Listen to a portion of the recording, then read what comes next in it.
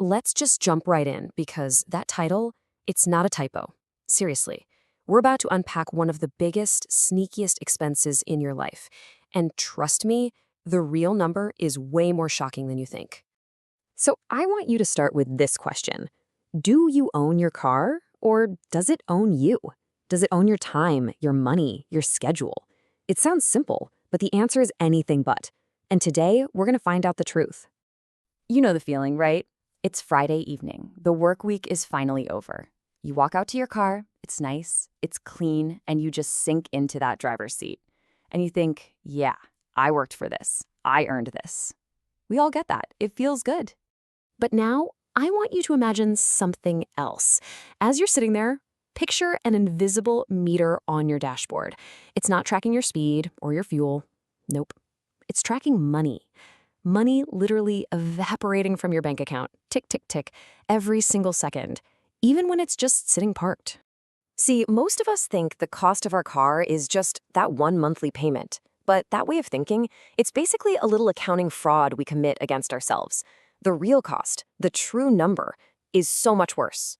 So let's do it. Let's get into the real calculation. It's time for a proper audit of this thing we call an asset. Because we're about to see how, for most of us, it's actually a massive liability. And here it is. This is the terrifying number. When you factor in everything, all the hidden costs over a year, your car is costing you around 15 euros for every single hour of the day. Whether you're driving it to the beach or it's just sitting in the garage collecting dust, 15 euros an hour. Okay, to really get this, let's create a character. We'll call him Mark. Mark's doing pretty well, right? He makes 30 euros an hour before tax. Take home, that's about 22 euros an hour. And that's the number in his head. That's what he thinks his time is worth. So here's what Mark sees. He sees that 30 euro an hour salary on his contract. He feels that 22 euro an hour wage in his bank account.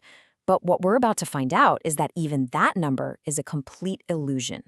And here's why. We have to talk about something called vampire costs. These things are brutal. They're the expenses that are constantly sucking money out of your account day and night, whether you drive your car or not. We're talking depreciation, insurance, all that stuff.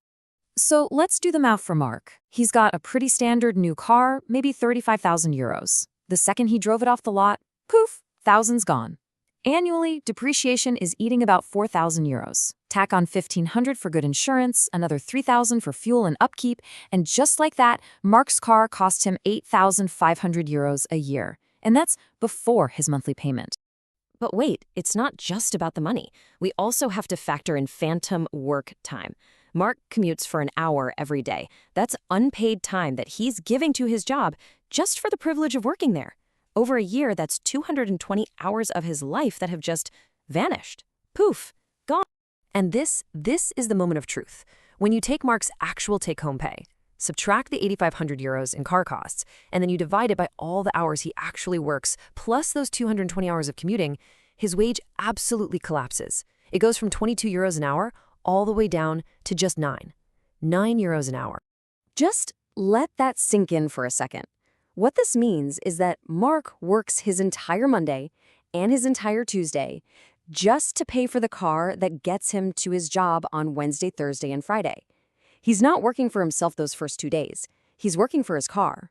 So the math is it's devastating. Which leads to the obvious question, why on earth do we sign up for this? Why do we do this to ourselves? Well, the answer isn't in a calculator. It's in our heads, right? It's the big question. Why would any of us willingly, knowingly accept such a terrible financial deal? It just doesn't seem logical. Well, a big part of it is something called the Diderot effect. It's named after this philosopher, Denis Diderot. He got a gift, a beautiful, fancy new dressing gown. But here's the problem. It was so nice, it made all his other stuff look old and cheap. So what did he do?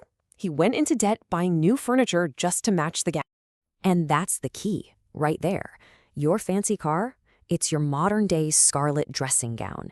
It's this anchor object that sets a new, higher standard for your whole life, and it puts this quiet pressure on you to upgrade everything else to match. And you've seen this happen. It starts with the car. Then, suddenly, your clothes don't feel quite right anymore, so you upgrade your wardrobe. Then you start eating at nicer restaurants because, well, that's where people with cars like this eat. And before you know it, you're looking at houses in a fancier neighborhood, all to keep up with the car in the driveway. And what keeps this crazy cycle going is the hedonic treadmill. You get that huge buzz of happiness when you buy the new car. It feels amazing. But that feeling, it fades fast. The joy is temporary, but that 7-year car loan, oh, that's very, very permanent. And this really gets to the heart of it all. There's a world of difference between looking rich and being rich. Looking rich is about buying liabilities like a fancy car that steal your time and money. Being rich is about buying assets that give you your time back. Okay, I know that was a lot of pretty brutal news, but the goal here is not to make you feel bad. It's to show you there's a way out. So let's talk about the escape plan. Let's talk about how to take back control. And look, the solution here isn't about deprivation. It's not about living a miserable life with no car. It's about efficiency. You need to start thinking about your finances like a CEO runs a business. A good CEO doesn't just focus on revenue, your salary. They are obsessed with the profit margin, which you actually get to keep. So here's your game plan. Every single euro you can save on transportation, that's not just a euro. That's a piece of your freedom you're buying back. Can you get your boss to let you work from home twice a week? Bam, you just cut your commute costs by 40%. Can you keep your perfectly good car for 10 years instead of trading it in after 3? You just bought yourself years of financial breathing room. Always, always focus on the margin. I want to leave you with this one last idea. Think of your expensive car and all its hidden costs, like a backpack filled with heavy bricks. Now, you can try to run faster, get a raise, work more hours, but as long as you're carrying that weight, you're always, always going to be out of breath.